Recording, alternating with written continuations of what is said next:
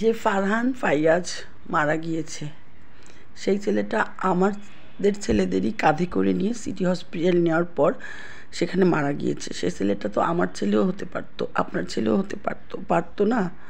তো কেন এভাবে মায়ের বুকগুলো খালি করছেন? অপরাধ ছেলেগুলোকে আইনি ব্যবস্থার মধ্যে এনে জটিলতার মধ্যে ফেলে ওদেরকে খুন করছেন। এর জবাব আপনাকে দিতে হবে। আল্লাহ একজন আছে, তার কাছেই আমরা বিচার দিলাম। যে দেশ 1971 সালে স্বাধীন করে গিয়েছিলেন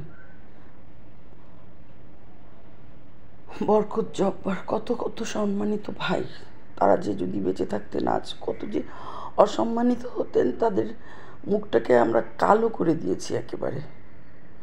আমাদের মহামান্য আর মাননীয়াদের আমি বলছি, তারা কি অন্ধ হয়ে গেছেন নাকি কালা হয়ে গেছেন কানে? আপনারা কিছুই শুনতে পাচ্ছেন না? কোনো মায়ের আর্তনাদ, এই যে গুলির শব্দগুলো,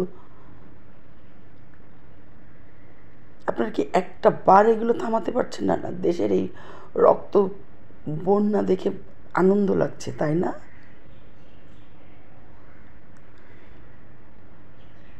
আবু সাঈদ, ফারহান, এদের মায়েদের অবস্থা আপনি একবার বুঝে রিয়েলাইজ করেন তো। আপনার একটা হাতে সমস্ত বাংলাদেশের অনেক ন্যায় পরিবর্তন হয়ে যায়, আবার আপনার একটা নাতেই বাংলাদেশের অনেক হ্যাঁ আর না হয়ে যায়। তাহলে কেন? আপনি কি এই দেশকে আসলেই ভালোবাসেন না? আপনি কি দেশটাকে বিক্রি করে দিতে আসছেন? আপনার প্রতি সম্মান রেখেই বলছি, আপনি প্রত্যেকের আত্মার মাগফিরাত কামনা করছেন এবং আইন ব্যবস্থাকে ছাত্রদের মেনে চলতে বলছেন। কোন আইন ব্যবস্থাকে মেনে চলবে? আমি নিজে রাস্তায় নেমে দেখেছি, বিনা কারণে পুলিশরা গুলি করছে, মানুষকে ইট ছুঁড়ে মারছে।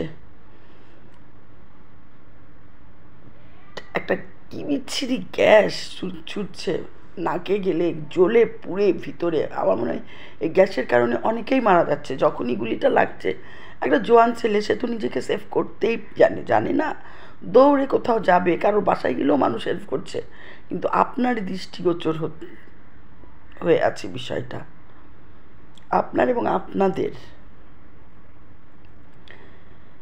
দেশের এই বর্তমান অবস্থার জন্য দায়ী হচ্ছে দেশের প্রশাসন, মহামান্য মাননীয়রা। এত নিকৃষ্ট আপনারা, ছোট্ট ছোট্ট বাচ্চাদের কাছ থেকে আপনাদের প্যাট্রিয়টিজম শিখতে হবে।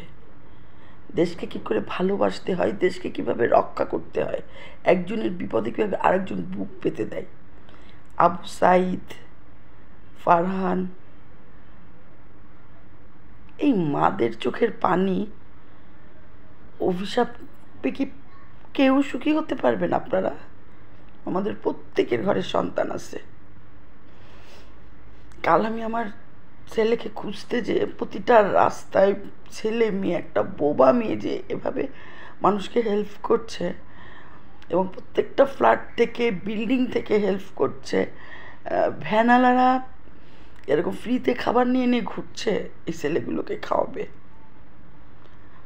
আর আপনারা কিভাবে চুপ করে আছেন বলেন তো? আপনাদের মজা লাগছে না? পুতুল নাচ নাচাচ্ছেন বাচ্চাগুলোকে দিয়ে, এটা কি খুব ভালো করছেন? প্রতিটা পাপের বিচার হওয়ার জন্য আল্লাহ তো আছেনই, আল্লাহর কাছেই বিচার দিব। আল্লাহ আপনাদের ভালো রেখেছেন, আপনারা ভালো থাকেন, এক জায়গায় বসেন, শোনেন ওরা কি চায়। কোটা প্রথার জন্য এতটা বাড়াবাড়ি তো না করলেও চলে না? বাংলার ছেলেরা এখনও মেধাবী, ওরা চাইলেই মেধা নিয়ে দাঁড়াতে পারে। বাংলাদেশের, শুধু বাংলাদেশ না, ইন্টারন্যাশনাল পর্যায়েও বাংলার ছেলেরা বিভিন্ন পদমর্যাদায় দাঁড়িয়ে আছে। ছেলে মেয়েরা, আপনি চাইলেই তাদের হারাতে পারবেন না। আসলে আমার বলার কিছুই নেই, মনে অনেক কষ্ট ছিল, হয়তো সেভাবে গুছিয়ে বলতে পারিনি। অনেক অনেক বলার ইচ্ছা ছিল। আল্লাহ বিচার একদিন হবে, হয়তো চোখে দেখতে পারবো না, সবাই ভালো থাকবেন, সুস্থ থাকবেন, হায়নার হাত থেকে দূরে থাকবেন, বদনজর থেকে দূরে থাকেন।